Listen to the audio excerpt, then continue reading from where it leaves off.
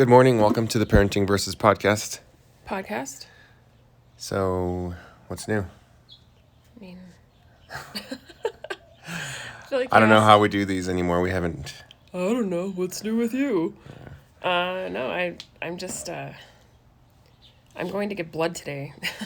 Yeah. So that's on my mind. I'm like, I should eat a full meal. What should I eat? What's good for my body? Right. I don't know. We haven't really recorded any podcasts because we haven't had time alone. But do you remember the early podcasts? Like, we would just record it, and that's what made it its thing. Yeah. Is like there was kids around. Yeah, I do. But I'm feeling brave today, so. Kids Feeling are around. Wild, are you? Yeah, kids are around. Mm-hmm. But yeah, we love them. We do. They built this really cool fort, actually, in our living room, and I'm kind of impressed. Yeah. It's like, dang, you guys. It's got little rooms. It's made of blankets. I don't know. Did they have blankets to even sleep with last night? I had to take 2 of the blankets down, and you would have thought it was the end of the world. Luke's like, you took the blanket from the dungeon. And I'm like, wait, what? Yeah. There's a dungeon? Yeah, and there's a box that was used to ship a trampoline. And I cut a hole in it for some reason. I think it was for a window for something else that they had. We were making a rocket ship. Yeah, but now it's like a sunroof of their fort, and he put a basket on it, and he popped his head out. His dad checked us out. He popped his head out. It's funny because we've kept that box in our garage, like off and on. We bring it inside and let him play with it because it's huge, and it's like never like a source of boredom. They love that box. Like, Yeah. you guys don't need toys. Like, we'll just keep this box with a hole in it. Yeah. Absolutely. Parenting classics. 101. Absolutely. Yeah. Yeah. So, parents out there, buy a trampoline and then keep the box. Buy a trampoline, keep the box. That might help your life out a little bit. Yeah. I don't know. Parenting has been. Let's just say I want to say parents. Parents. Go ahead. No, I'm helping you. Parents. You want to say parents? Parents are doing a great job right now in all of this, and you're doing a good thing. And I wanted to just say encouraging things to parents because it's kind of a crazy time, a really crazy time. And if you've got little ones and you have to work and you're wondering, like, what am I going to do? That's hard. Or if you've got kids in school and, like, your school district is saying, like, you're going back to school and you're worried about the safety of your kids, that's something. And, like, there's no right answer to anything right now, and it's hard. I feel like there's no definitive plan because factors always change. Mm-hmm. And, I mean, I think we all know at this point that Corona we are gearing up mentally for a second surge from what everyone's been saying. I went to use the bathroom and it logged out. Parenting problems. He went to use the bathroom and it logged out, whatever that means. So we're gearing up for this, like, quote unquote second surge, second wave, whatever you want to call it. The CDC is saying it's going to get worse. It's going to kind of come back around. We're gearing up for, I think somebody on TV, on the news, I'm being real specific, had said it's going to be the hardest winter and fall we've ever had. That's kind of doom and gloomy. So I think a lot of people are just sort of sitting in this space of uncertainty. And so even as a parent, I'm like, okay, well, I can plan on my kids going to school, but I can also plan on schools being shut down again. So I'm almost like anticipating both of those things happening. Right. And so that's kind of hard because you're thinking about your kids, you're thinking about how you're going to have to adjust and then readjust again, to work and parenting and all of these things that are coming. And it's kind of inevitable at this point. But at the same time, we don't have a definitive situation in front of us yet. Right. And that's kind of crazy. You can't really plan for that. The anxieties are stacking up too. It's like your kids are going to be going to school. They have to be educated. They have to learn somehow. This is necessary. And we're wondering about that helicopter. We haven't heard a helicopter in probably a month. Yeah, but now we start recording. And now that we're making a podcast, it's like, oh, they're flying right over our head. This doesn't happen every day. Like, no, like not at all. What a treat, Albuquerque. Reminds me of Morningside a little bit. I know. It sounds like our old house. You guys, if you listen to our old episodes back in the day, used to hear the flight path from the airplanes and helicopters, Yeah. but I can't even see it. Oh, there it is. It's right there. It's just like flying right over our house. Okay. So like the anxiety of like wondering like, how is my kid going to go to school safely? How am I going to work with my kids being at home half the time? It's there. That anxiety. I'm not a teacher. How am I going to teach them adequately? Right. And it turns out like I am a teacher and I am going to be at school like every single day. And the Albuquerque Journal just published an article, and I'll probably link it in the show notes. But they published an article that there was a study done by Los Alamos National Labs about the impact of the coronavirus. Based on like what our decision is now with our return to school plan, which by the way, our return to school plan is going to be distance learning from the beginning of school until Labor Day. Yeah. On Labor Day, we're going to move to a hybrid model, which is going to be like the kids are going to be there half of the kids are going to be there 1 week.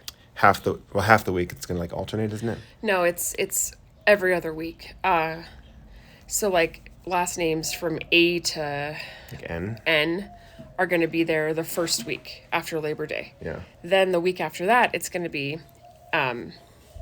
O through like Z or whatever. And they'll be there that week, and then they'll alternate. And the Right. kids that aren't there are still going to have distance learning from home on the days that they're not there. Right. So it's... Well, so that's a lot. the hybrid model, but teachers are going to be there every day. So I will be at school every day, interacting with kids like every day. Right. Like I'll just have half my kids one day, half my kids the next, or half my kids 1 week, half my kids the next week. Right. So what the article pointed out to was that kids are less likely to contract the virus because of receptors in their nose. I think that's an idea. But who would be more at risk would be teachers. Yeah. And kids can be carriers without actually having symptoms too, Exactly. and they can bring it home to their families. Right. Which is a problem. And one of the things that they were saying is like if kids are going to be home, if kids are going to be at school, that means parents are more likely to be more mobile, which gives them a higher chance of contracting the virus. Right. If kids are stuck at home, like doing distance learning, then parents are more likely to be at home, which means that there's less likely for anybody to be catching the virus. Anyways, it was just an interesting article. And I feel, it's also, I feel like this is sort of, I don't know what the solution is. I don't know. But it is a little daunting, like myself, like I'm a parent. I never signed up to be a homeschool parent. Okay, like I can suck it up and deal with it. That's fine. Not something I'm happy about, but I'll do it. But also, like, I think about other parents like us. Like, I have 3 kids in 3 different grades, and I'm supposed to be facilitating 3 kids in 3 different grades with 3 different curriculums. Like, and I'm not even a teacher, and I never signed up to homeschool. Like, I'm just like, I have no idea. And I'm working on starting a business. Like, I'm not sure how I'm going to do this, to be honest. I'm like, I have no idea. And I also, even like if I were to choose to take them to school, I still have 3 kids in 3 different grades. So my 2 sons would go to elementary school on the same day, but then my daughter goes to pre-K, and that's an entirely different school. And I don't know if that schedule would be, concurrent with the boys' schedule. And so it's like I have 3 kids, 3 different situations happening. I'm supposed to be homeschooling / hybriding all 3 of my children at 2 different schools because they don't have pre-K at the boys' school. It's like I have to go somewhere else for that. And that's if I even decide to send my daughter, which I don't know if I feel comfortable, but I'm not sure how, as an adult and as a person who's trying to accomplish and do work on the side as well, I'm going to make all of that happen. And that's just me. I can't imagine being another parent who has other things that are imperative and they're trying to work around this also. Or somebody who has a job where they can't do anything from home, or they don't have flexibility, like doctors, nurses, healthcare professionals, like, well, almost anybody that has like a corporate job where they have to go to a desk or something, I mean, that might have a little But flexibility. Like their boss might say, "Oh yeah, I work from home for a little bit." But even if you're an adult working from home, you're working. Mm-hmm. You're trying to work. You're not going to be able to sit there and guide your child through an entire school day. Right. There might be a little flexibility if you've got. I don't know. There's a lot of scenarios that are super hard.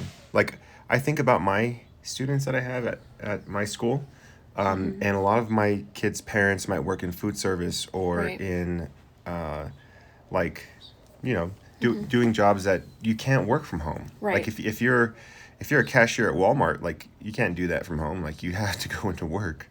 So I don't know. It's just kind of crazy.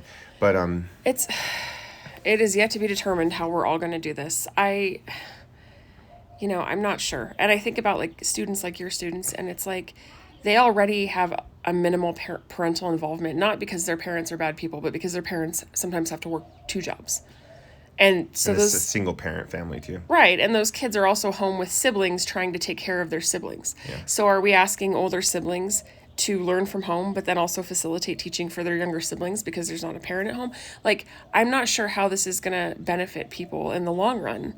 And then if you have enough money to send your kid to daycare, but those schedules are rotating, right?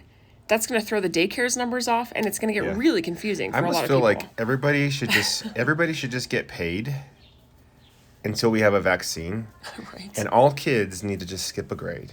Like just be home, hunker down, everybody get paid. Right. We'll call it a gap year, We'll guys. forgive your student loans. Yeah, All please right. do that.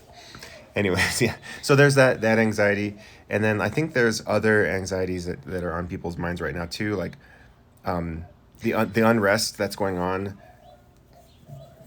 between the clash of like political parties and like ideologies, and all of this is all happening too at the same time, like compounding. You know what I was thinking about is like, you know how they have homeschool co-ops?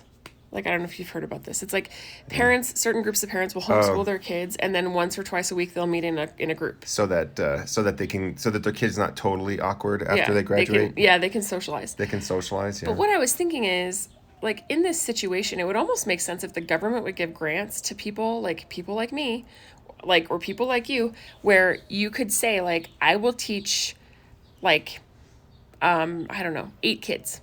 I will have 8 kids come to my house, and I will set up a facilitated distance learning with them. So that way you have like a micro school situation. You don't have to worry about childcare. You have one person facilitating a smaller group of children. Yeah. They are all learning, and you're getting paid for it. You're not teaching. You're not the teacher. Sounds like the beginnings of a charter school to me. Well, maybe. But, like, you're not the teacher, but you're the facilitator of the curriculum. Yeah. So you don't have to get licensed to teach, because what you're doing is just basically overseeing the fact that they're learning. Right. So you could have all these little microcosms of education happening in different places. There's not a huge group of people. You're only responsible for your, 8 kids or what have you. I don't know. I don't know how that would work, but I feel like it could be a small solution. Yeah, possibly. I don't know. If you're a stay-at-home mom, maybe you hustle your neighbors and say, hey, pay me. I'll facilitate your kids' learning while you go to work. Yeah. Yeah, it's nuts. Yeah. I'm like, I have a living room. I'll set up computers in there. I don't care. Got a garage. No, I'm just kidding. That's probably a little bit crazy. Have to clean the garage first. I'm like, I have a trampoline, guys. They can have recess. It'll be great. They can jump all day. All damn day. Yeah. We have a wading pool and a sprinkler and some sidewalk chalk. Let the education begin. Yeah, I don't know. I kind of just feel like, there's room to be creative. I feel like we're all in a space where we kind of have to be at this point, so. Yeah. Yeah, everybody's forced to be flexible. Everybody's forced to be creative with their situation. Like you don't have a choice. Like if you are stuck doing one way, if you're so set on wearing a mask or not wearing a mask, I guess, you are gonna have a hard time now. Like, Well, and also, like, if you are, let's say, I'm going back to my microcosm idea. If you have, like, let's say you assign 5 to 8 students to these little microcosm households, right? You can have them wear masks or not inside your home. I mean, I would hope that you would sanitize really well. But you're also reducing your sphere of, like, influence, like your circles of people that are coming into contact. If you are only coming into contact with 5 other, like, kids, you're reducing that risk factor.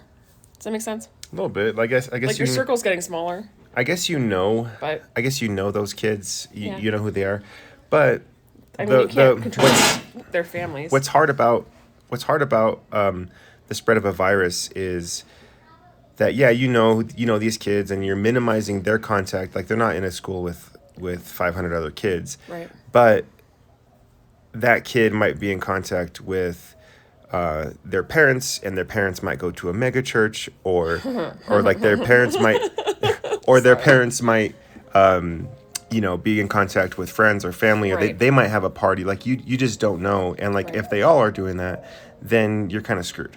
Sure. So Yeah. I don't know. It's I think the best plan would just But there's no right answer. That's the thing at this point right now. There's no right answer because we But- just don't know. Well, based on that study from Los Alamos, I feel like the best answer is to do distance learning. Even though there's that other huge thing looming that economically, parents are making hard decisions. Well, if we can do distance learning, but stipend the parents to stay home. Yeah. Do you know what I mean? Distance learning with some more like stimulus money, I think. Right. I don't know. Hey, let's take a quick break, and we'll be right back. Okay.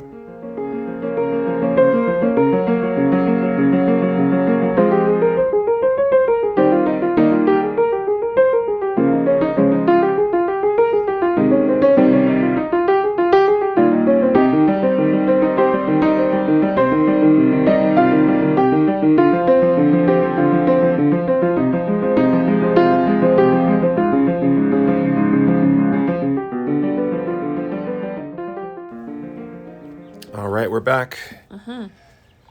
So yeah, there's a lot of things happening that are causing some anxieties, and I think the big ones are definitely like there's a virus. I am limited to a lot of things.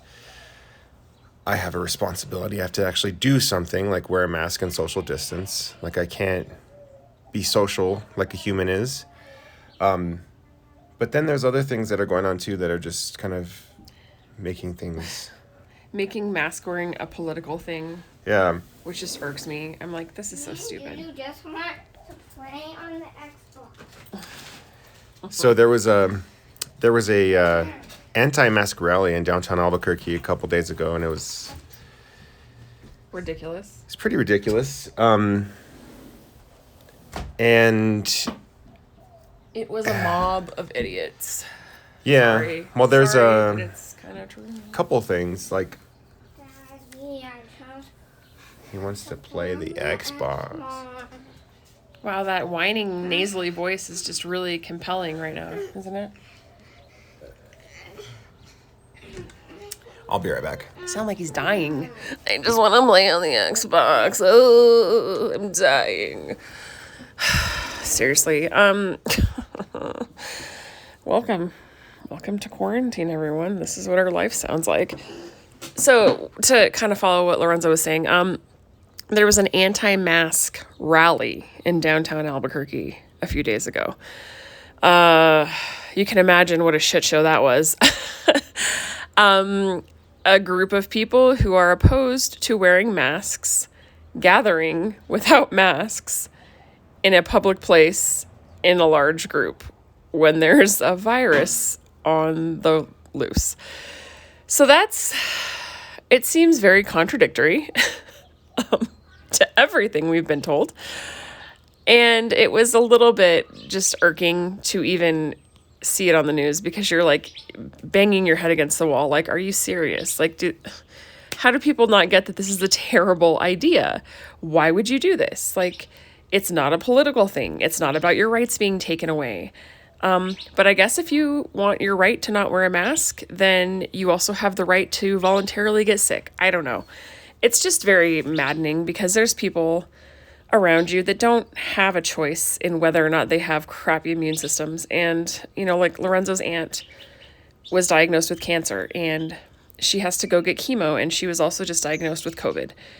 So that was not obviously a choice that she made. She wears a mask, she washes her hands, she's done everything that she can do, and she has COVID. And it's because her immune system is beaten down and weak, and she can't fight simple things like even a cold. And so she didn't choose that. But some idiot not wearing a mask chose that for her. And that's what really bothers me. I could get really heated and passionate and angry, but I think the thing that bothered me the most was that there was a megachurch pastor here in Albuquerque. His name is Steve Smotherman, and he is the pastor of a church called Legacy here in Albuquerque, which has continued to make me angry throughout the years just because of the stupid things this man does. I don't even know where to start with him. I'm gonna try really hard not to blah, blah, blah. I can't talk. Be immature and personally attack him. Steve Smotherman? Yeah. However, I think the man's an idiot.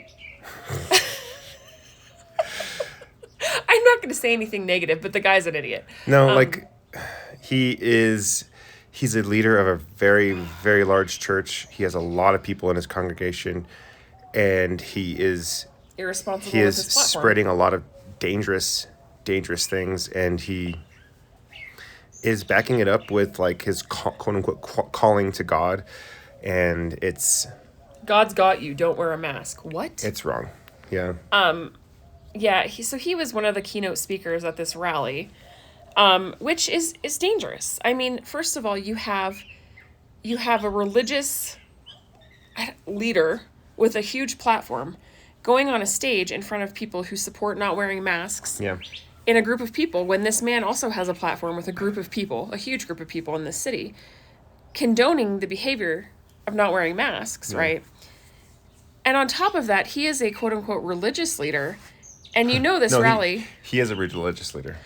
Well, I have an issue with religion in general, so we'll just leave it. Mm-hmm. But he's at this rally where people are making wearing masks a political issue. So not only is he feeding his congregation this like BS about don't wear masks, he's also participating in this platform which is like leaning towards political action. Right. And I'm like, do you realize how wrong that is? Like, do you realize how not okay that is? You're also a nonprofit, bro. Yeah. You're not supposed to be doing this. I think he probably went to the rally as just a private citizen, like not representing his church or other. But he was speaking. Yeah, and you can't. He's got a name that's recognized, but I mean, I think you can do that. Like you can go and represent like just yourself and not like your church. Now it would be something else. It would be something else if he's like, "Hey, I'm Steve Smotherman from Legacy Church," and as if people don't know that already, though. And he was trying to like invite people to his church or whatever. But yeah, I gotcha. Well, but the other thing that this man did a few years ago was during the elections, he passed out I keep saying quote unquote, and I don't know why, sample ballots to his congregation.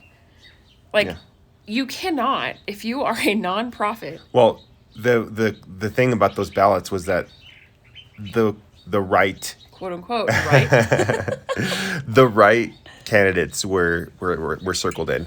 Right. Oh, here's a sample ballot. Who do you pick? Hillary Clinton or do you pick Donald J. Trump? Which one is it? Oh, Donald J. Trump is circled in. Weird. That's what I'm saying though. This man, he's not just like innocent in his behavior. It's obviously very impacting, and it's subtly, not even subtly, it's just telling people what to think and what to do. Right. And when you have that kind of a platform with that many people who are looking at you for guidance, and your guidance is irresponsible, you are responsible. So here's one thing that I'm going to say. A couple nights ago, we had some hangs with a couple of good friends. Mm-hmm. And in this quarantine time, we don't do a lot of hanging out. What up, good friends? You know who you are. Yeah. We don't have a lot of time hanging out with other friends because it's been avoided for good reason. But it was much needed. But I was able to be vulnerable with some friends, and I was telling you this like the next day, I felt like this vulnerability fatigue. It was really interesting. Like when you just like spill your guts because it needs to happen, but then the next day you're like, oh wow, like I just emotionally I feel tired. But in one of those, and part of the discussion we were having with them was just being tired of all of this bull that's going on with evangelicalism. And the reason why I'm tired of it is because I grew up in that. And just now, as I'm seeing the way our country is playing out, the way that the evangelicalism has elected this president, and the way that they're acting towards denying science, and that the way they're acting towards Denying science when there is a freaking virus right going around. denying science, denying Black Lives Matter. We're gonna take a break and Parenting pause. You have perfect timing, Juliet. Perfect timing. We'll be back.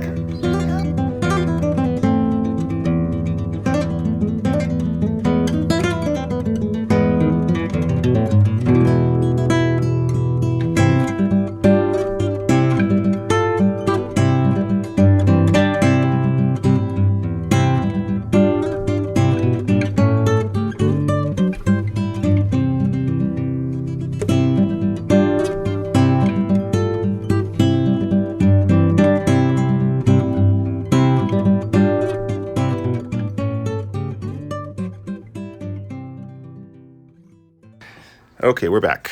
We're back again. We're awful parents. We let our kids play video games as we record a podcast, but whatever. It's, you know what, we're past. We're past good parenting.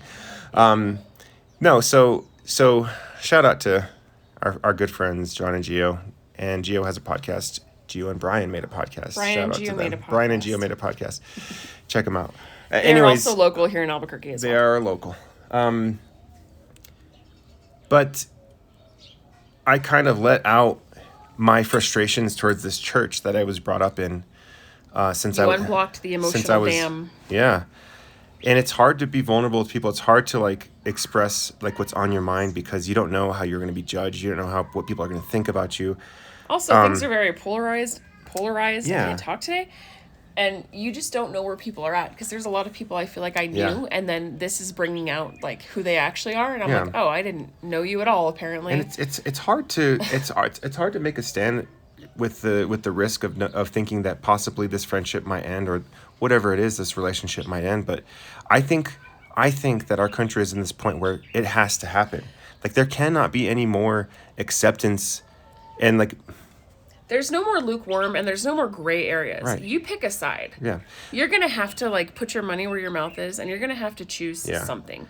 Because I am so tired of the evangelical church dancing around major issues and dancing around groups of people and not just coming out and saying what they really feel.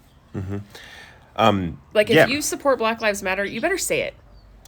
But you better say it. If you support it, you are going to say it, and if you don't, your silence is speaking. Your silence is choosing a side too. And it's irresponsible. Yeah. So, I mean, this summer has brought me to a realization, and I was telling our friends a couple nights ago, like it kind of peaked when Donald Trump was standing in front of the church and just holding the Bible and just like tear gassing people as he's walking through a crowd. Yeah. Trying to hold a Bible in front of a church that doesn't want him there. And amazing. That was awful. And even if that didn't happen, just the fact of him holding the Bible in front of the church, like that was, I'm like, I'm done. I'm done with this evangelical crap. Yeah. So the church elected him. They're denying Black Lives Matter, and they're responding with Blue Lives Matter or All Lives Matter, and not acknowledging the racism that's been ingrained in our country's DNA for centuries. Mm-hmm. They are denying entire groups of people. Well, they're devaluing people, like a generational series of struggles that this country was built on, for better or for worse. Like, and then the biggest, you can't just wash it out. Like, it's there. It's been there. And then a big thing for me on top of all this is like the denial of science. Mm-hmm. Like science. Here's the thing. If you don't acknowledge Black Lives Matter, mm-hmm. that 100 years of slavery, those hundreds of years of slavery, that blood is on your hands too.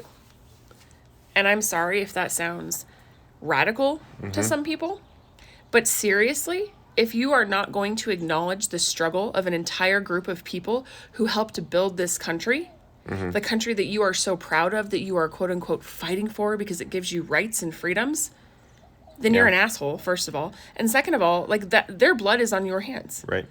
That's it. Yeah. So I've been in this sort of deconstruction phase, I guess you can say, for 6 years probably. And I have been picking apart things that have been taught to me, things that have been given to me, things that I've adopted since I was a kid, and I'm realizing some of the damage that I've taken. And people are probably, I mean, if somebody were to be listening to me talking right now, and if they're in the church, like if our parents would be listening to this, they would be probably pissed a little bit. But I don't care. Like the truth is, like the church has damaged me and like hindered and muffled my life a bit, right? A lot, people probably. forget that the church perpetuated racism. Mm-hmm. Like, how do you not take ownership of that? I don't know. So yeah, like this was ingrained into like my DNA, I guess you can say. Like everything that's going on, all of these beliefs, all of these thoughts. So it's been hard for me to unlearn like a lifetime of thought. Mm-hmm. So yeah.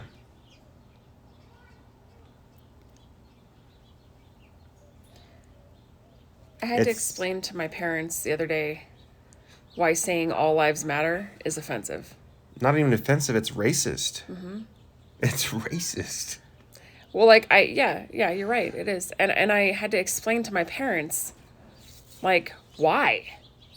And I'm like, how do you not get this? Like, or like, blue lives matter too. I'm like, that's a given. There's a lot of good cops. Okay, yeah, I get that. But like, the light is not shining on blue lives right now. The light is not shining on all lives right now. You are taking away the validity of somebody's struggle. Like, right. Yeah.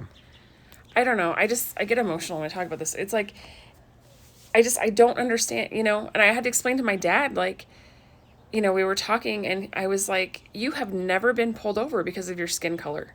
You have never had to put your hands up around a police officer because of your skin color. You have never gone into a grocery store and had somebody look at you like you're stealing because of your skin color. Has that ever happened to you? And he's like, well, no, I've just never had to think about it. And I'm like, exactly. You've never had to think about it. That is white privilege. Like, that is exactly what I am trying to tell you. Yeah. Like, the fact that I had to sit there and break it down for him, like, the fact that you've never even had to think about that shows that you have privilege. Yeah. Like, and it's not like because you, gosh, I don't even, I'm going to go off in a for second. sure. I need to probably reel it back a little. That's one thing. I'm not black, but I'm brown. And one thing that has always sort of made me feel uncomfortable is when I come into a new situation or a new interaction or I meet new people. I feel like I'm under a microscope, like somebody's trying to figure out what I am. Mm-hmm. And it's really weird. And I'm not sure if white people deal with this. Like if they go and they meet somebody new and like somebody's wondering like, oh, like if they're looking at me. What part of Northern Europe are you from?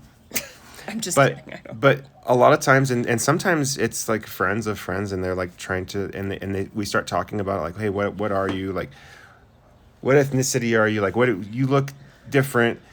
Yeah. And you've dealt with that your entire life, but our entire marriage too. I mean, when we lived in Missouri, we literally had somebody from the census come to our door and Lorenzo walked away for a second to get our IDs or something.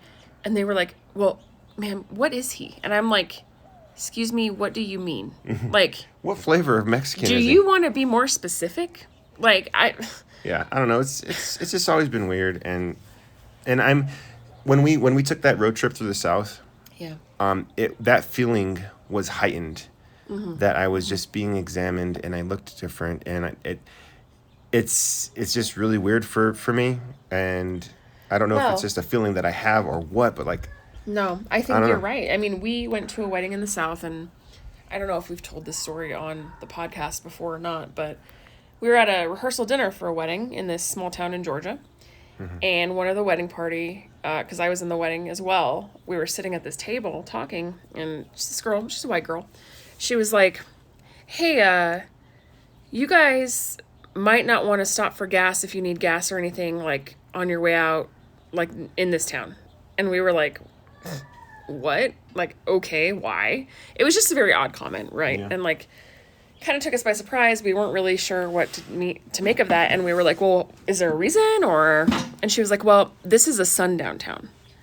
And we had no idea what that even meant. We're from Albuquerque, New Mexico. Things are pretty integrated here. For the most part, we're thankful that we have a very diverse population and that for the most part, our population is integrated and people get along. Can't say that for a lot of other places. And so, that's not something that we experience on the daily. No. But we were like, well, what is a sundown town? Like, we had to Google it. Do you remember that? And we were just like, what in the hell? And basically, a sundown town is a place where the KKK is still active after the sun goes down. And we didn't know. We're a mixed race. Right, we're a mixed race couple. So apparently, that was not real tolerated in those parts. So it was just very weird. We were like, okay, is this a warning? Like, are you trying to be helpful? Like, I'm just trying to understand this. Yeah. So it's very strange. Yeah, I get that feeling, and it's just weird. But yeah, having that conversation with our friends a couple nights ago, it helped me to just verbalize that to other people, and it was important, I think. But I'm just done with all of that, and I want to move on and be part of something good and not something that is literally killing Americans right now. Like, evangelicalism has elected a president that is killing Americans, and I probably said that might sound extreme, but it's true. Like, these people are looking at this virus as it's a hoax, and like we don't need masks, and it's like an infringement of our rights and freedom. But the reality is, like, every other country in the world has taken this seriously, and they're not going through what we're going through. Right. And people are dying. Like, thousands of people are dying because of this. I posted something on my personal Instagram the other day that I was like, this really spoke to me. It's a picture and it says, they call me the radical left. It's in quotes, quote unquote. I believe in full LGBTQ rights, that Black Lives Matter, that we should protect the planet, that everyone deserves health care, that the world is bigger than America, that people and places are made better by diversity. I don't think that's radical. I think humanity feels radical to inhumane people. Yeah. And I feel like there's a lot of inhumanity right now. Yeah. And I feel like it's time for us to choose. Like we said, I hate to say things like, you got to choose a side. That sounds very radical. Or you could just choose not to be an asshole. There you go. Sorry. Choose not to be a dick. Like, all right. We're going to take a quick parenting pause. Sorry, guys. We'll be back.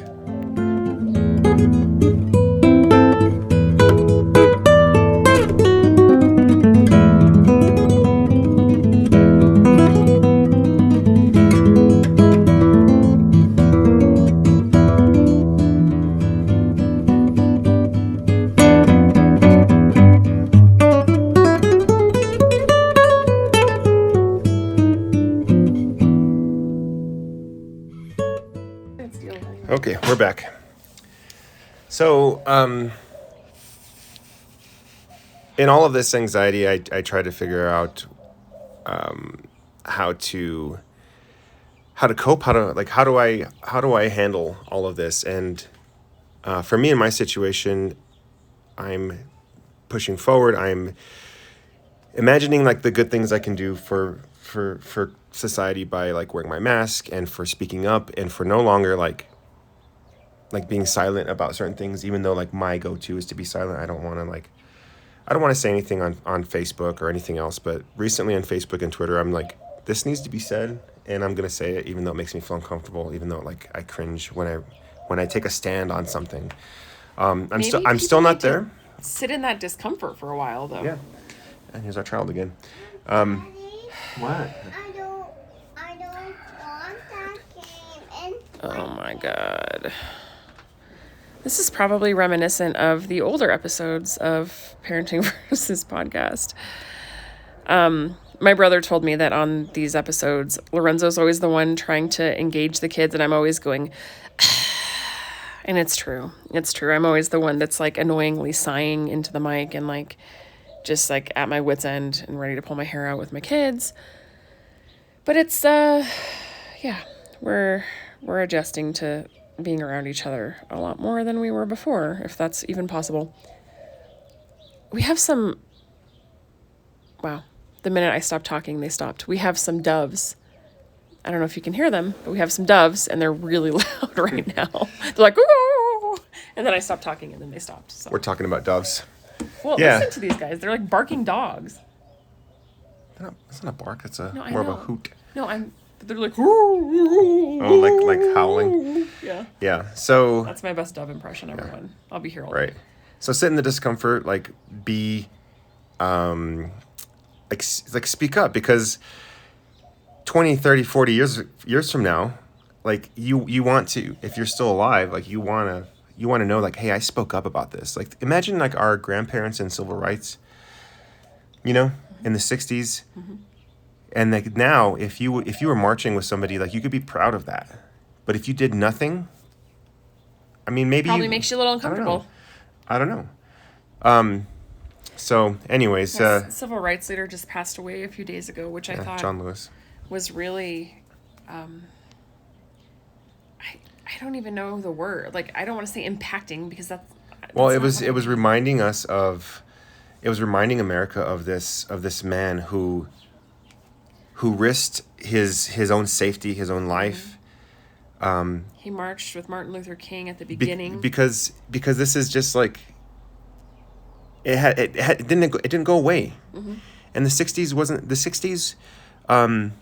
wasn't that long ago. No. Like our grandparents were living in the 60s, and it wasn't like, if you think about that time in history, that wasn't that long ago. Like think about, like, we were born in 1983. Right. 20 years before that, just 20. Mm-hmm. Which is really kind of crazy to think about. I was watching the Smithsonian series, America in Color, the other day, and they have season 1 is all the different eras, like from the 20s to the 30s, So I was watching the one from the 50s to the 60s, and then the 60s to the 70s, and they focused a lot on civil rights. And as much as I would like to look at that footage and say that things have changed, it's hauntingly similar. There's a lot of things that I'm like, Right.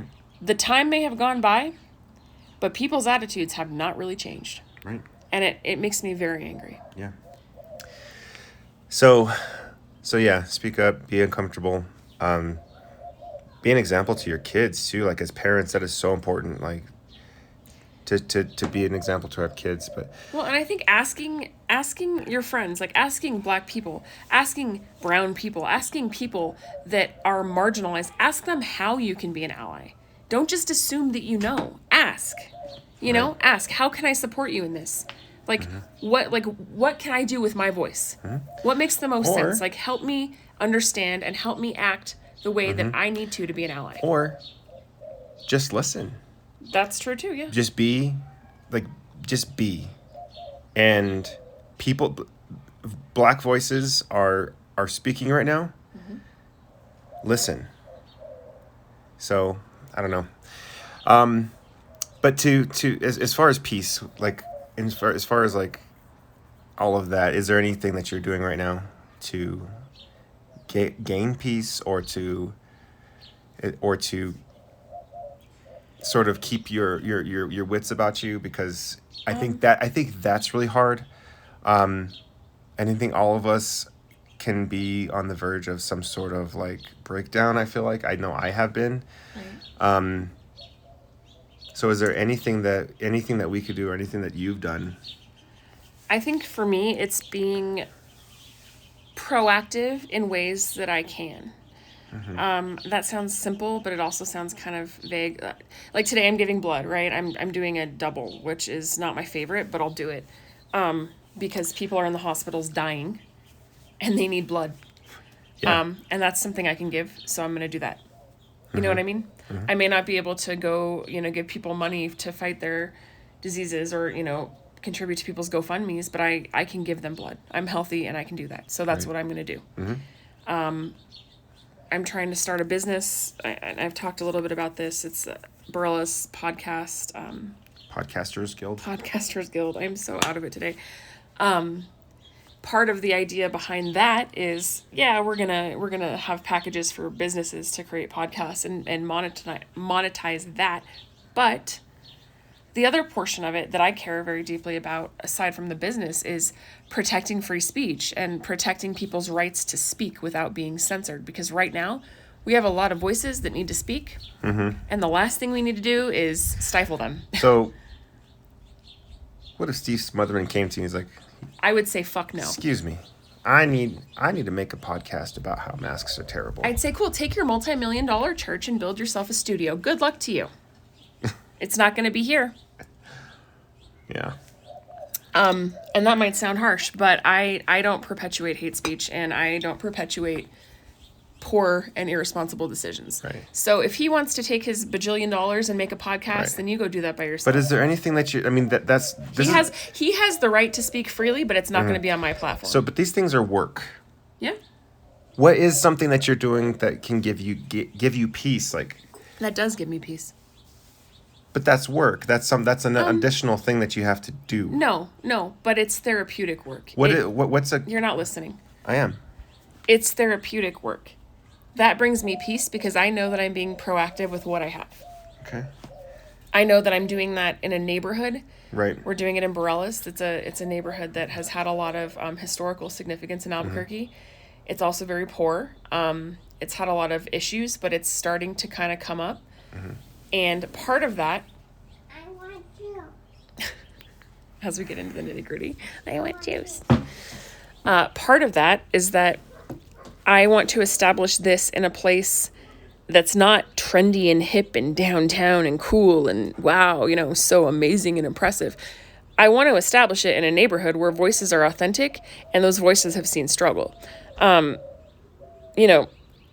I want it to be accessible to people who otherwise maybe wouldn't have a platform to have those voices heard. And so we're doing it in the Borellis neighborhood.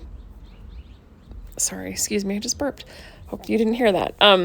I want to do it there because I want to ignite the neighborhood, but I also don't want that neighborhood to become over gentrified.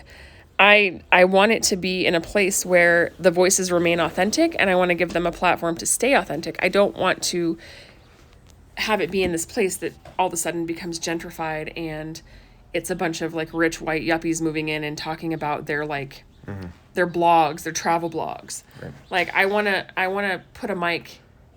So I want to pass the mic to those authentic voices and let them speak for themselves, is what I'm saying. So a lot of people's work can make them feel like they're making a difference and all that, and that's This great. was born out of a passion, though. This was born out of something that I'm and that's passionate great. about. But what I'm trying to get at, I'm going to take back a couple steps. Here we go. Like, Lorenzo style is going to make me question everything I just No, said. you're that's all amazing. Right. But parents, at the end of the day, you are working, you are making sure humans are alive, you've cooked, you've cleaned, you've made sure the house is clean, and then you've done your job on top of that. Like, Yeah, I don't do that. yeah, you do. I don't And at clean the my end of the day, you're tapped out. So there has to be something, and I will say what is for mine because talking with our friends, taking the time to sit and talk on a porch about things that matter, right, makes me feel good. yeah, Supporting local businesses makes me feel good. I mean, that's cheesy maybe to some people, but it makes me feel good. Showing up for people that I love makes me feel good. yeah. Because I know that if I'm struggling with these things, they are too. Yeah, I'm with you on that. Yeah, like knowing when somebody can relate to you and saying, "Man, I'm on the edge right now. Like I don't know how much I could take. This is nuts. Like the simulation needs to reset." Or even just like you said, like listening, being present, and saying, "Hey, how are you doing?" Like we're all struggling, but like, how are you doing? Yeah. Because it's not always about you and like your struggle and like, Yeah. man, I'm having a bad day and quarantine's so hard on me. Like, ask your neighbor how they're doing. Yeah, check in. Yeah. Yeah. Because if we have to get through this together. That's our humanity. Mm-hmm. And if you're not checking on your neighbor, you're not checking on the people that you care about, you're not doing your part. You're not doing what you can do. I wonder, like, there's generations who have gone through collective struggle, and I think this might be the second wave of collective struggle for us. The first one, for me, the collective struggle was the gun violence and the school shootings and like Sandy Hook, like that. All of that affected me when everyone's sense of security. Yeah, and when kids die because of just meaningless stuff like that. That is a collective struggle. I think that's one. And then there have been mass shootings all over the place. Like that's that we've kind of, mass shootings have been off our radar, but like that has been a collective struggle. And I remember like 2 years there was a mass shooting every other month or every month that would make the news, and it's just that there's that, and then this, a collective just anxiety inducing struggle. But in the past there have been, Great Depression, there's been World War I, World War II, there has been other pandemics like the Spanish flu in the early 20th century. Right. And you get through them. It's hard, but you get through them. And that's where we are right now. We're in the middle of it. Well, I think also, like, piggybacking on that, acknowledging other people's efforts, even if you're just saying something positive to them, like, hey, I see you. You're doing a really good job. Hey, I hear you. I can validate how you're feeling. Yeah, feels good. I was actually looking, and this is maybe a cheesy example, but it's the only one I've got right now.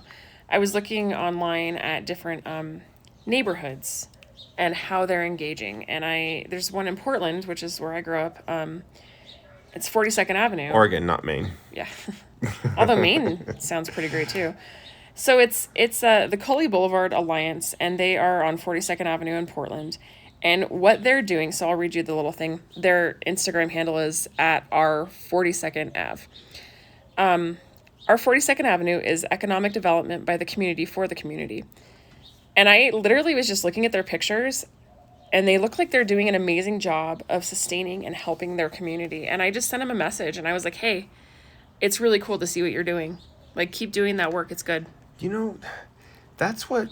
And sometimes people just need to hear that from a total stranger. Like, I'm like, Yeah. I'm in New Mexico, but Hey, I think what you're doing saw up you, there and it's great. is great. Keep doing that. You know what's nuts, too, is like, it seems genuine, right? It's not like, just look at me, I'm doing this. It's genuine. But I feel like in that part of the country, there's a lot more of these underground, like, I don't know, underground, but they're just like people that have gotten together, and they're not even like religiously fueled. And I say that not even religiously fueled, like something that's doing good has to be religiously fueled. That's not the There case. are Like, good people doing there are good things people every who day can that do have everything. no affiliation with Right. religion. And they're just doing it, and I wonder why that doesn't happen in Albuquerque. And I have a theory. I think if you're in a place where it's more economically stable, and you have, it's like Maslow's hierarchy of needs. If all of your basic needs are met, your rent is paid, your mortgage is paid, there's food on your table. Why is quitting? What? I don't know what you're saying because you're She's so mumbling, emotional. lady. Hey, What's the matter? He's quitting. he's what? Glitching? No, Crazy? no. I'm sorry, I'm not understanding what... He's quitting. He's quitting. He's quitting. Oh, let's go talk to him real quick. Hey, it seems like you're really emotional for a 3-year-old today. 4-year-old. Oh my gosh, you're 4. Hey, do you have a lot of feelings in your body? Do you feel very sad? Does it feel really big? Yeah. Oh, yeah, okay. Let's take a pause, Okay. a parenting pause, Come here. and we'll be right back.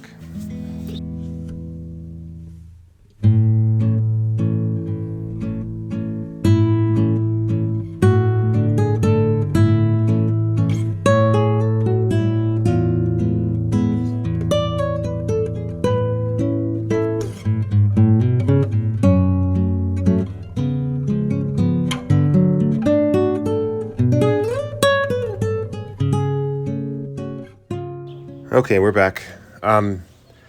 Yeah, so that group that you're talking about in Portland, I think that's great. And I wonder, too, sometimes I guess I'm skeptical of groups, because where do you find the time and where do you find the money to organize these things? And Albuquerque doesn't really have a ton of these things. I don't know if it's because people are just in survival mode. And that's my that's my theory. And I was mentioning Maslow's hierarchy of needs. Like before you can start to help other people, like you have to make sure that you are surviving. You got to put your own oxygen mask on first before Yeah. you help the person next to you. And I feel like there's a lot of people in Albuquerque who are just kind of on this edge of survival. Like we are trying to pay our bills. We're trying to get food on our table. We're trying to like get to the next step in the economic ladder, whatever that looks like. And there's not a lot of space to help, even if you want to help. Like, how do you do that? We are one of the poorest states and the lowest in education, which for a lot of people is a mantra that makes them feel defeated. Yeah. And it is true. A lot of us are trying to struggle through making sure our bills are paid and our kids are fed and, they have a safe place to live. I'm hoping that in our own struggles, we will see the struggles of others and we will take them on ourselves. Again, you should care about your neighbor because when one of us does well, we all do well. So I feel like we need to look at not just ourselves and our own needs, but how meeting the needs of others helps all of us. Our neighbors are yelling over there. Yeah, they yell a lot. They probably hear us yelling too. But yeah, I think you're right. And I hope that, my hope for Albuquerque, because there are a lot of people moving here from California especially. And there's a lot of people with COVID. Is there? Yeah. Californians moving here because of COVID, because they're able to work remotely. Yeah. They can buy way more house here and work remotely. Yeah, I saw an article in the Wall Street Journal. Housing market up here. But I'm like, if you guys are going to come here and bring your money and bring your families and live here, I hope that you also bring some of that with you too. Mm-hmm. I hope you see a place where you can improve Albuquerque, not just take from us, but also contribute back. Yeah. And I think that if somebody's living here, they're adopting it as their community and are going to contribute in some way, whether even if it's just like economically, like they're going to be eating food at the restaurants, they're going to be buying beer at the breweries and going to the grocery stores and going to the stores back to the retail stores when they open.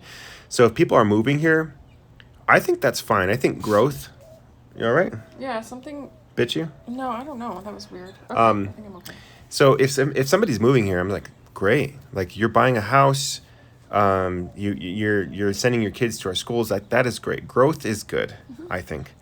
But yeah, I would love to see Albuquerque get to that point where that group like in Portland is. Like there's a lot of creativity and creative people in Portland. Like Oregon, I was going to say the same about Albuquerque. well, no, right now. there is.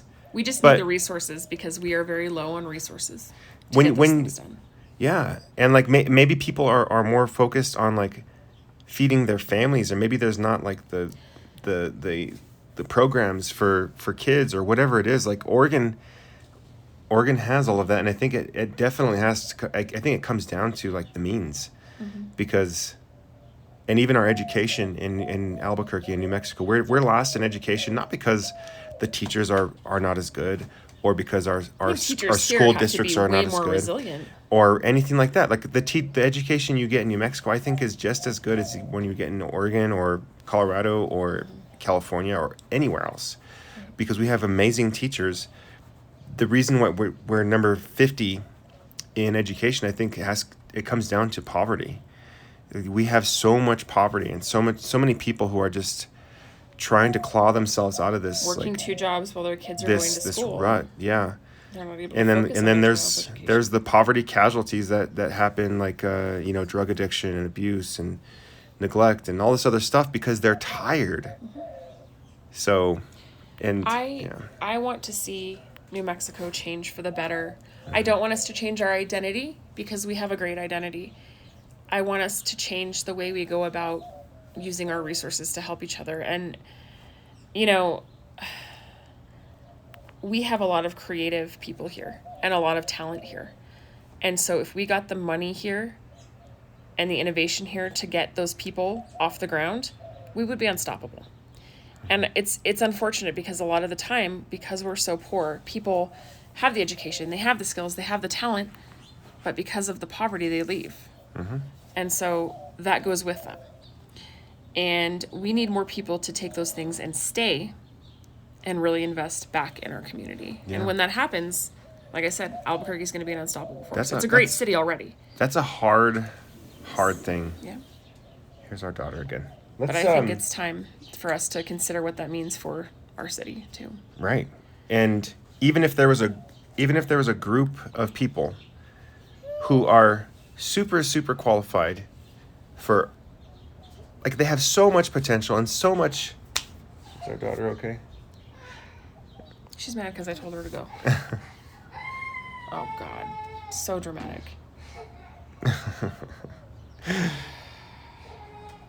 Should we pause one last time?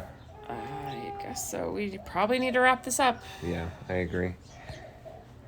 I heard somewhere She's okay. that 4-year-old females have the most like Hormones? Yeah. running through their bodies of any point in their life. Wow. And I'm like, That's whatever. tough. Like, I don't know if I can deal with that. Yeah.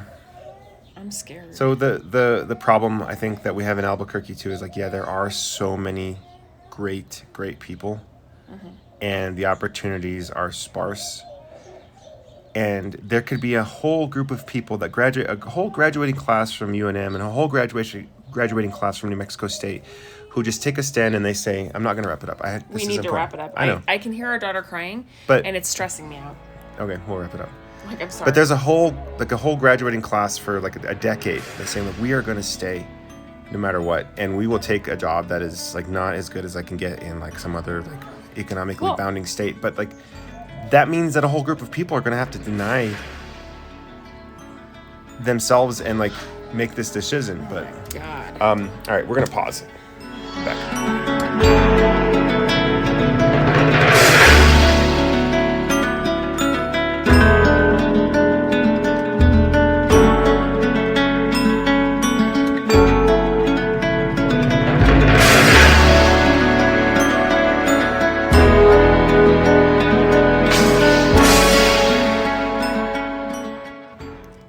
Okay, we're back.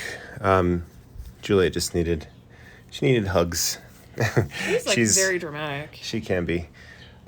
So yeah, it's a struggle in New Mexico, and there's an obvious problem, and there's an exodus of young qualified workers, but I don't think it's their fault, and I don't think you should. We can blame them, but there are also a lot of really great people who are dedicated and who are going to stay because they want to and they have to or whatever else.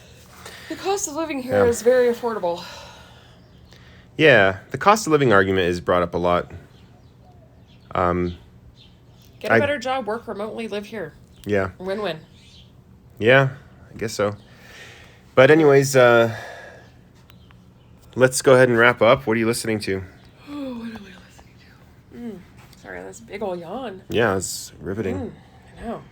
Love it. I've been listening to our friend's podcast, Dos Spookeños. Uh-huh.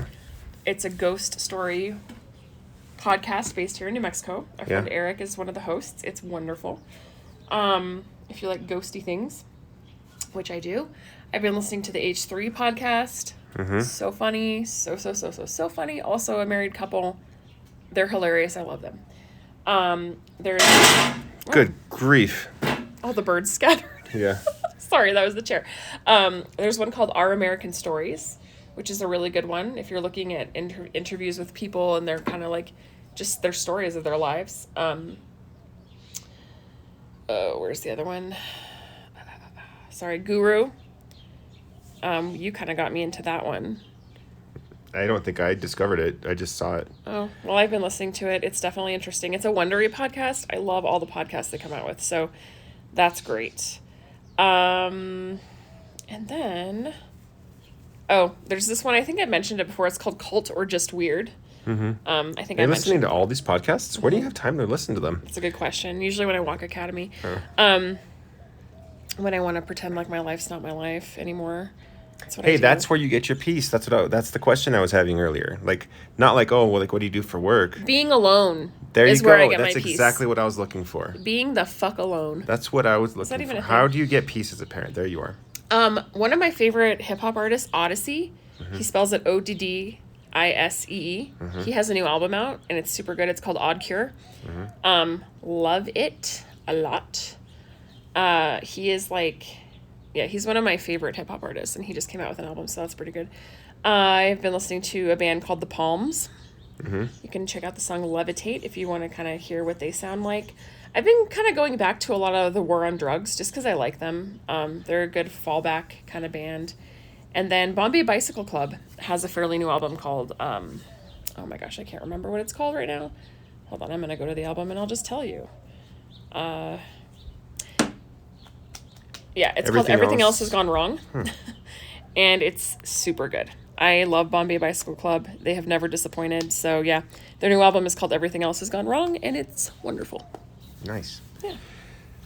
Yeah, for me, I started an audiobook, and I use, there's a couple of different apps. We bought some Audible credits, and Yeah. I bought the new Mike McHargue book. It's called You Are, hang on, I'm pulling it up now. We Are So Amazing. It's called You Are an Asshole? You're a Miracle. No, it's called You're a Miracle and a Pain in the Ass. Oh, perfect. So I need to start it. I haven't actually started it yet. That sounds like a riveting title. I like it. Yeah. You can listen to it. It's on Audible. I feel like I want to tell each one of our children. We have a joint thing. Yeah. But the other one, which I started, and I'm like an eighth of the way through, so I'm still pretty fresh. And it's called Stamped from the Beginning by Ibram X. Kendi. Okay. And it's just talking about the systemic racism towards Black Americans in America. And it's Stamped from the Beginning was I think it was Jefferson Davis in a speech was saying that Black people they've been stamped from the beginning, basically like they're inferior and like God made their mark on them. And it's awful, but it's hard to listen to because you don't want you want to be when you're reading. Does that make you uncomfortable? Yeah, when you're reading, you want to be pleased. You want to be delighted. You want to be delighted. This is not delightful at all. This is just having to look at the ugliness of our country, and so far it's really good. Does, you know? And then as far as podcasts, the Guru podcast, so good. I am blown away at what these people. Okay, so can I just talk about that spoil just it. for a second? Don't okay, I won't spoil it. It's a good listen. Okay, don't spoil it for so people. there's this cult leader, and on the surface, he was on He's the a self-help guru. He was on the Oprah Winfrey show, and he was launched into celebrity by Oprah Winfrey. God bless him, Oprah Winfrey, for giving us this guy, and then Dr. Phil, like holy crap, and Dr. Oz, like all the worst, scientific all the worst. That have no credentials. Yeah, that's great. But no, this guy, like if I'm in this situation where I'm like, man, like I have been struggling, I've been fighting, like I want to get ahead, I want to I don't even want a lot. I just want my life just to be where I'm not struggling. And then this guy comes along with his message, and on the surface, I'm like, that sounds amazing. I want this. Like a game changer. I want this inner peace. I want this soul searching. Yeah, like it sounds so amazing on the surface, and it's to somebody who's feeling vulnerable and who's tired. Like that's another thing, like just feeling tired. This guy's message sounds like, man, I want that, and I will do anything because I'm at the target end. Audience, right? So these group of people come and like they pay in thousands and thousands of dollars into this guy's like self-help plan, and then they go on this retreat, and it's just. I'm like, how are you okay with this? About to truth bomb you right now. Ready? Yes. You don't have to pay thousands of dollars to help yourself. Yeah. So anyways, yeah, it's an exercise. That has been my, I listen to podcasts as I fold laundry. Yeah. And that's the one I've been listening to. My other go-tos have been Reply All. Love those guys a lot. And they have another podcast where one of the hosts is like terrified of scary movies, and he has to watch scary movies, and then they talk about it. In the first one, that would have been me in like middle school. Yeah, I sat through an entire movie with my head in my shoulder, my arm, because I was like, I'm not gonna look at that. The first episode, I was cracking up because they had those two, and then they had a third co-host, and he's the New York Bronx guy from The Mighty Boosh. Oh yes! And then, oh my gosh! And then he's also on an episode of Rich Fulcher. Yeah, he's on Drunk History. So funny, that guy. The one where where they interview him for Drunk History. Yeah. There's one where they're at a campfire. It's supposed to be like, Are You Afraid of the Dark? Yeah. Like and he is the funniest man. He's awkward funny. He's just so weird. I love him. Everything about him is just funny. Rich Fulcher, you are amazing. I need to find out if he has like stand up because I don't know. Anyway, so noise? I don't know. Anyways, I've been listening to that, and then music. I've gone back to creating playlists because usually I just let the algorithm tell me what I need to listen to, and that's not working. So I've made some playlists on YouTube Music, and I've made them private. Maybe I should share them with other people if they want to know what's going on.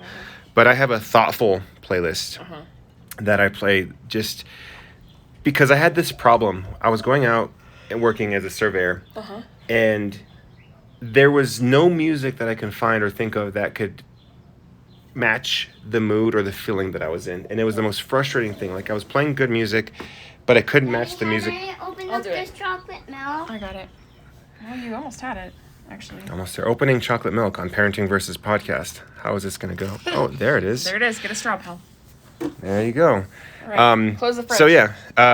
I've added some songs to this playlist that include artists like Tennis, Copeland, The War on Drugs. There's a song called The Trip by Still Corners, Death Cab for Cutie, Supernatural by Turnover.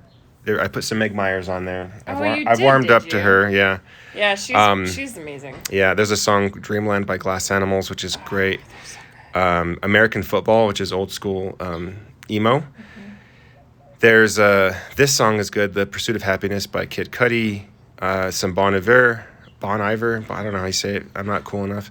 Sufjan Stevens. Like, there's just all of these really... Sufjan.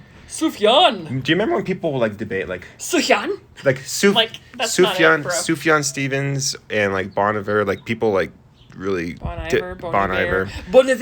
I'm just kidding. I have no idea. And there's some Iron and Wine and December. It's all kinds of good stuff. That's what I've been listening to. I've been trying to cultivate these... Where the straws are. It's okay. Just drink it like a normal person. Like a kindergartner. Yeah. They're in the dishwasher. Yeah, we'll be right there, buddy. Wow. So, there you have it. Ladies and gentlemen, a 5-year-old. That's what we're listening to. I did want to mention something when you're done. Go ahead. I wanted to shout out a couple movies. Oh, you watched that movie last night. It was so good, and you fell asleep, and I fell asleep, dude. It was so good. It was, you know. Can I tell you? I fell asleep because I was a bit scared. What? I was a bit scared. I didn't know whether, because so here's where I thought it was going to go. You thought that he had some sort of mental illness, like he was a schizophrenic. And I thought that possibly like it was some alternate reality, and he was actually right. That's exactly how it turned out. Seriously? Yeah, you missed the whole thing. So here's the thing. What's the name of the movie? It's called Freaks. It has Emile Hirsch in it. It was so good. It's long. You have to give it time. We actually had a free Redbox rental from T-Mobile Tuesday, not a sponsor. So I was like, I'm just going to use this stupid thing because it's going to expire in like a day. Yeah. Sorry. So it was so good. And this child that was acting in this movie, phenomenal actress. I can't even, I'm like, as a child, you were going places. Like, yeah. It was so good. It was like science fiction meets like comic book meets like, it was just so good. And I don't want to blow it for anybody. God.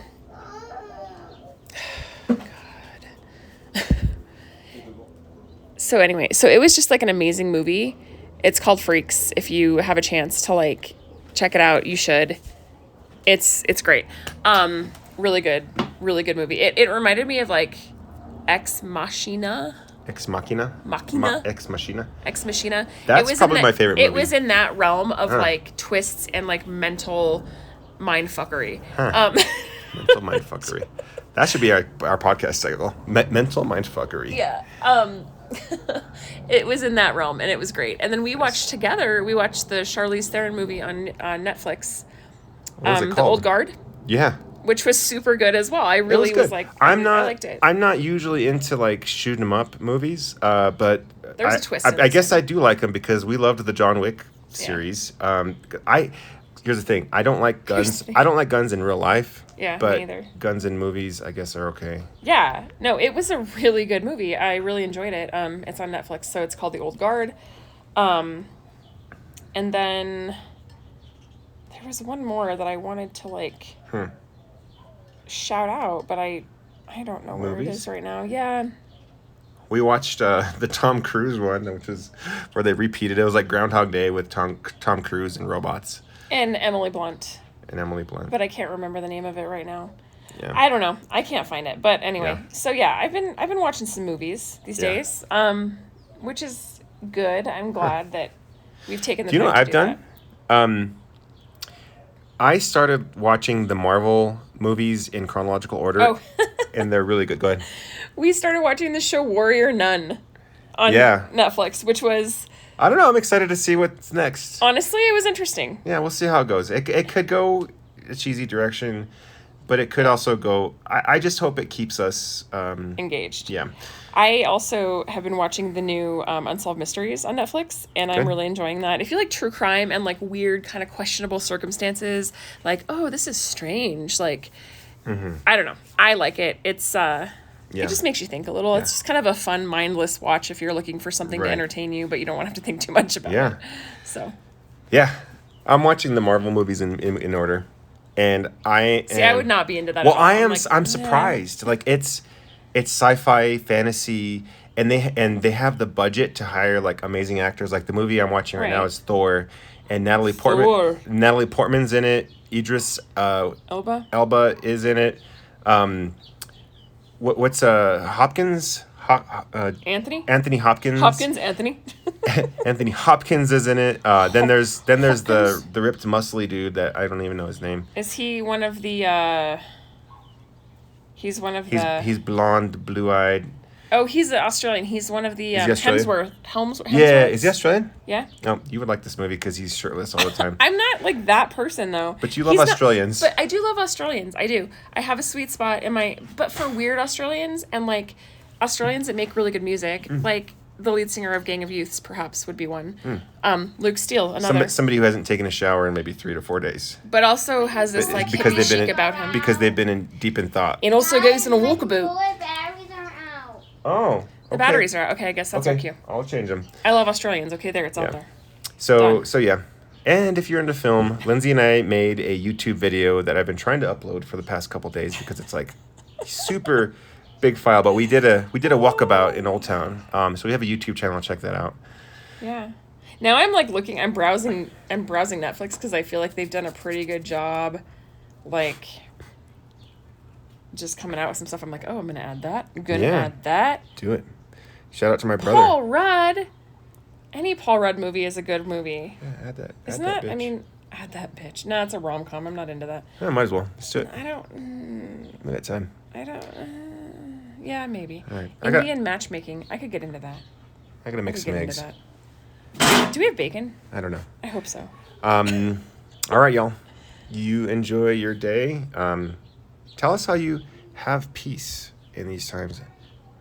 And can I say one more thing Yes. before I please wrap do it? that. I find peace by using this app called iNaturalist. And you can do this with your kids. You know, we should add to this. What are your kids listening to? How are you passing the time with your kids? For bedtime, we've been doing Storyline online. It's No, funny. and Kid Time Story Time. And Kid Time Story Time. And She's the wonderful. kids I love her. love it. And it's not a replacement for like an actual book, I don't think. No. But they are engaging. They're talking about books and getting the kids excited about books. And just storytelling, and it's a really good way just to wind down before the night, and I think it's been great, and I want to say thank you for that, Lindsay, because you've kind of brought that out. Thank you. But You're welcome. yeah, there's got to be ways that we can keep our kids engaged and learning and But no, love and the feeling of safety too for kids is so important right now. Like our kids, they know something is wrong, and they know coronavirus is a thing, and they might not feel completely safe, but we have to tell them, like, we have to balance the feeling of safety. Like, you are safe. Like, we're going to do things to keep you safe, but be cautious. And like, let's do these things to keep ourselves safe, and it's going to be okay. But yeah, like that's important for kids. Like, kids' minds are just, they need to have that, because kids can have anxiety too. Kids can have all of the feelings that we have, and it's up to us as parents to just make them know that we've got you. Like, you're going to be okay. Story time is a really good way to kind of break the monotony and laugh with your kids. So yeah. Well, there you go. You want to add anything else? No. All right, for real now. Thank you guys for listening to the whole podcast, and we'll talk to you on the next one. Bye.